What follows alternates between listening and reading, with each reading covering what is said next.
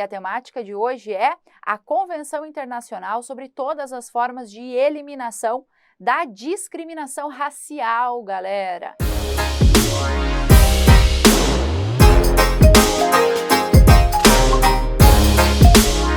Quando nós estamos diante da Convenção Internacional sobre a eliminação de todas as formas de discriminação racial, é muito, mas muito válido que você observe a Convenção como grande marco normativo de inspiração para o nosso legislador. Vou colocar para você aqui algumas considerações a respeito desse texto, gente. Ele serve como um compromisso, né, que o Estado brasileiro firma de eliminar a discriminação racial, claro que de uma forma progressiva, gradualmente, paulatinamente. E aí, a principal contribuição desse marco é a igualdade substancial. A promoção da igualdade substancial, galera. Aqui eu acho de extrema valia você fazer a distinção, a diferenciação entre igualdade formal,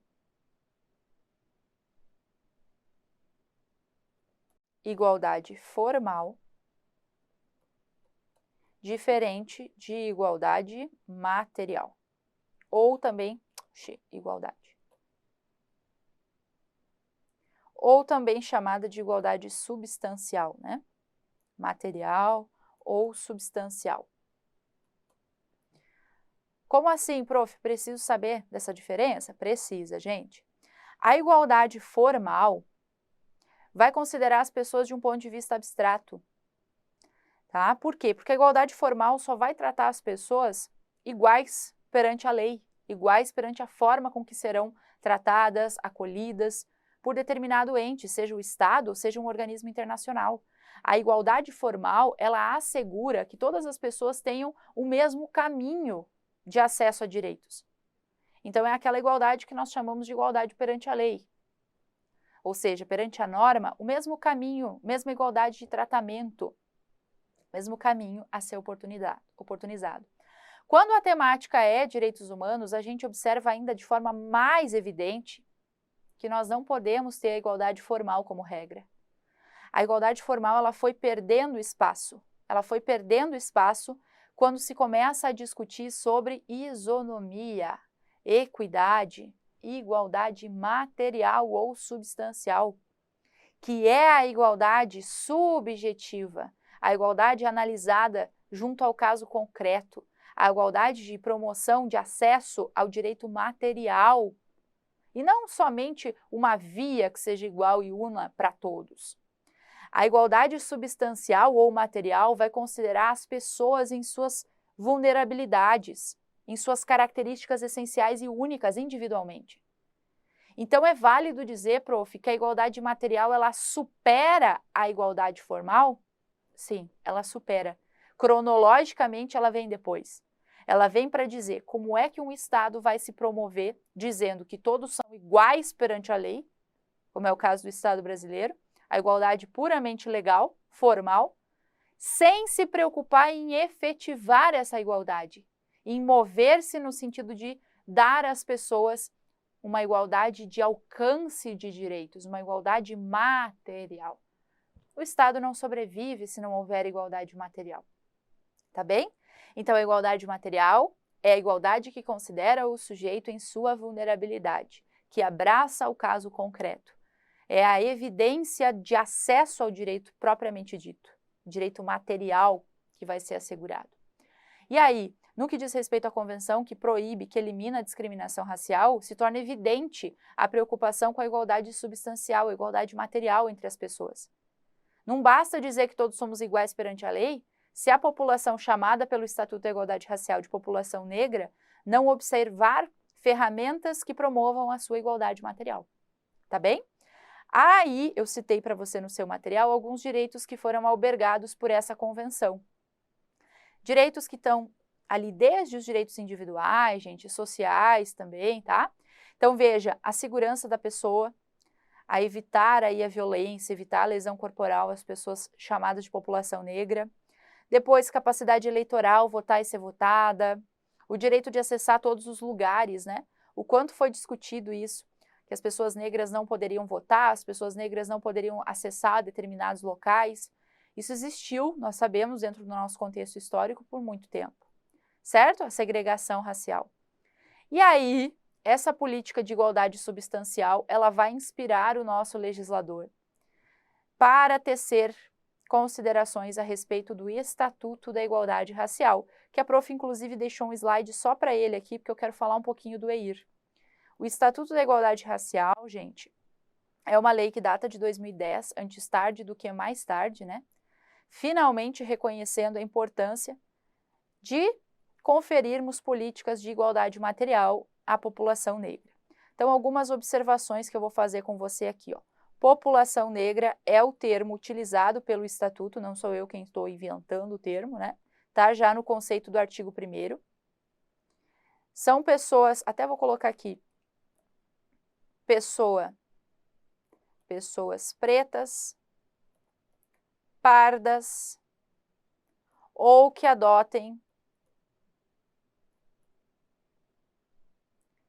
definição análoga. Definição análoga. E aí a palavra-chave autodeclaração. Claro que a autodeclaração vai restar adstrita aos critérios e quesitos do IBGE, mas é grande a importância da autodeclaração, viu? Da ideia da identidade. Vou falar com vocês sobre a diferença de políticas públicas versus ações afirmativas. Tenho certeza que muitos de vocês não sabem a diferença. Afirmativas. Não lembram muito bem as diferenças, né? E quais são as populações dentro da população negra que tem um atendimento ainda mais diferenciado, especial, que nós vamos falar das mulheres negras e dos remanescentes de quilombos. Tá bom? Essas são as principais temáticas dentro do nosso EIR. Ok, minha gente? Então, vamos lá. Quando nós temos o Estatuto da Igualdade Racial como pano de fundo, o artigo 1º é um dos artigos mais importantes, especialmente para você que não conhece muito bem as normas envolvendo pessoas da população negra, as normas vigentes no nosso país hoje, né? Muito se discute, gente, de forma muito válida a partir dos movimentos sociais, onde a pauta, a voz é conferida à população beneficiada, né, pelas ações afirmativas, pelas políticas públicas. Isso é extremamente válido. Mas quando você vai realizar uma prova de concurso ou um exame de ordem, é importante que você saiba as normas de base, que inspiram, inclusive, os movimentos sociais a tentarem aprovar alguma outra pauta. E uma dessas normas é o EIR, é o Estatuto da Igualdade Racial, que data de 2010. Esse estatuto ali no artigo 1º nos traz alguns conceitos que ainda assim são cobrados e utilizados pelas bancas de concursos, dentre os quais nós temos o conceito de quem é a população negra. A população negra é composta por pessoas que se autodeclaram pretas e pardas, ou adotam autodeclaração e definição análoga. Então, a pessoa que se reconhece como, certo? Mulato, mestiço, autodeclaração, identificação da pessoa. E ela, se assim, determina, autodeclara. Claro que você sabe sobre isso, porque você conhece editais de concursos, né? Você sabe sobre as cotas raciais, desde os editais, o início da nossa escolarização, não é? Acesso à universidade. Então, a gente conhece a política de cotas que está substancialmente ligada a essa questão de definição de quem é a população negra.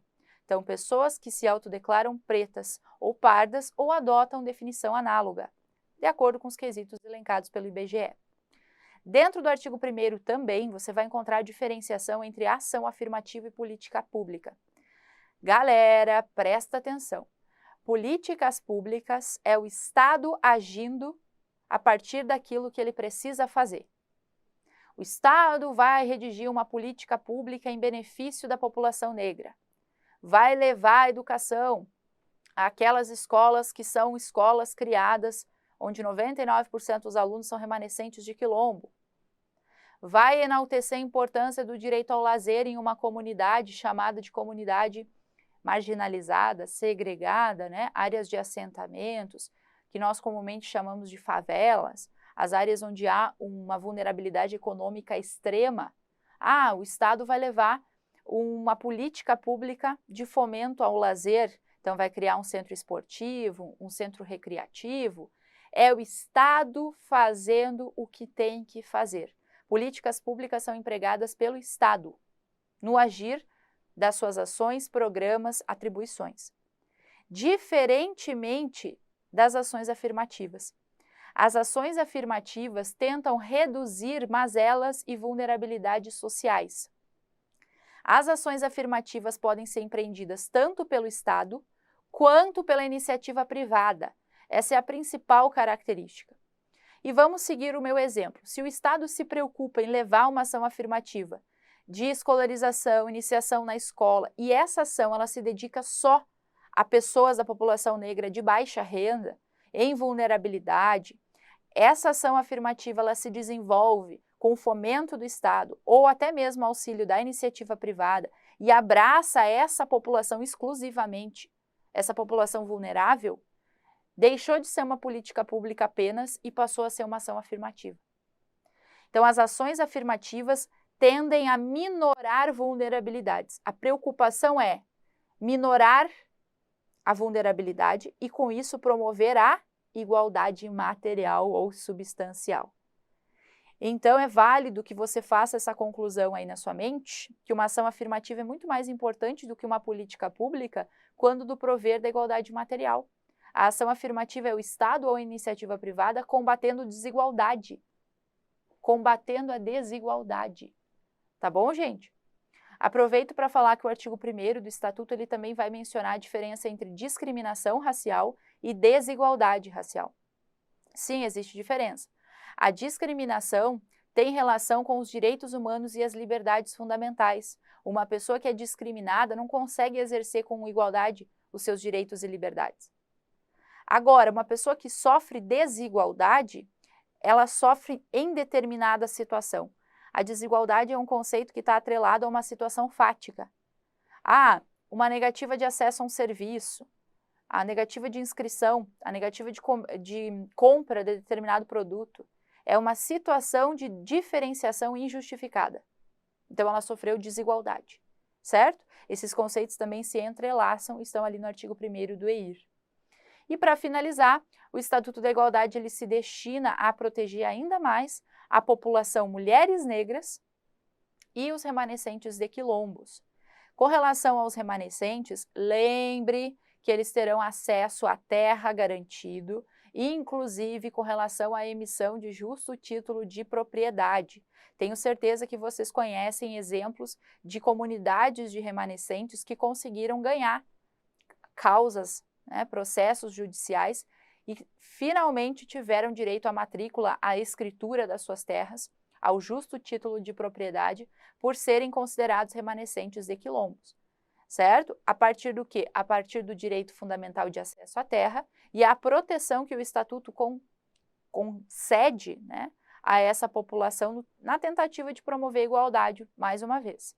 É claro que os remanescentes precisam estar na posse das terras, Você não vai querer ser dono, proprietário de uma terra se você não produz sobre ela a função social da propriedade, você tem que estar na posse. Mas sim, o direito ao acesso à terra foi conferido de forma ampla aos remanescentes de quilombo a partir do Estatuto da Igualdade Racial. Certo, gente? Então essas foram as informações relevantes aqui com relação à eliminação da discriminação da igualdade racial, sendo promovida mais uma vez de forma material ou substancial. Preocupa-se com o direito do sujeito, a respeito das suas vulnerabilidades, E não somente uma igualdade formal, uma igualdade perante a norma. Encerramos por aqui, um abraço, um beijo e até o próximo tema.